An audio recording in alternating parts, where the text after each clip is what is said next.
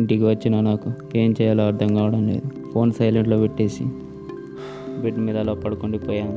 పడుకున్నంత పేరే కానీ నా ఆలోచన మొత్తం ఆ టీ స్టాల్ దగ్గరే ఉండిపోయింది. రేపు 30 సంవత్సరాలు అయితే మనం ఏం చేద్దాం? నేనేం చేస్తున్నారు అసలు? మార్నింగ్ లేస్తా, ఫోన్ స్క్రోల్, సాయంత్రం ఫ్రెండ్స్, పడుకోవడం, అంతేనా? ఇలా అయితే రేపు కూడా ఇదే లైఫ్.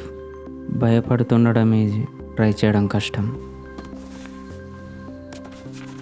నేను ఇప్పుడు ట్రై చేయకపోతే నన్ను నేను క్షమించుకోలేను. ఏదైనా నేర్చుకోవాలి, ఏదైనా క్రియేట్ చేయాలి. ఎవరు నవ్వినా సరే స్టార్ట్ చేయాలి. అలానే రాస్తూ కూర్చున్నా. చాలా టైం అయిపోయింది.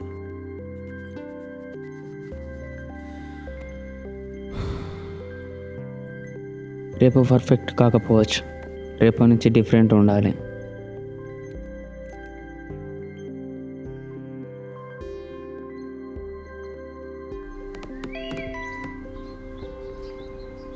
ఒక 5 minutes ప్లీజ్. నేను ఇప్పుడు ట్రై చేయకపోతే నన్ను నేను క్షమించుకోలేను.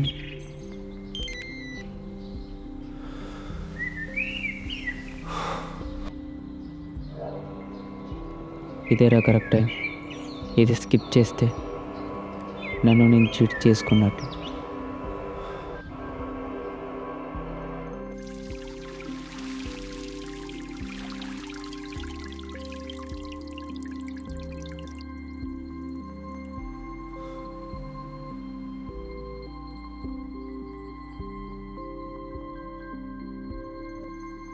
అసలు నేనేం స్టార్ట్ చేయాలి? 1 year నుంచి ఇదే క్వశ్చన్.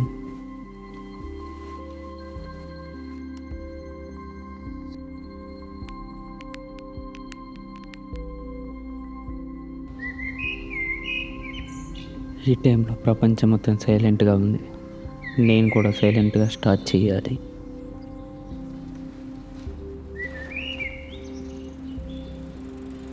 రవికి చెప్పాలి నేను స్టార్ట్ చేస్తున్నాను.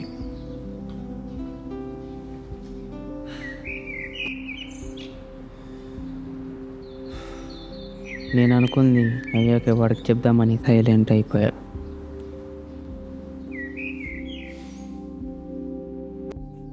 ఈ ఒక్క ఐడియా మా జీవితాన్ని ఎలా మార్చేస్తుందో చూడాలిగా.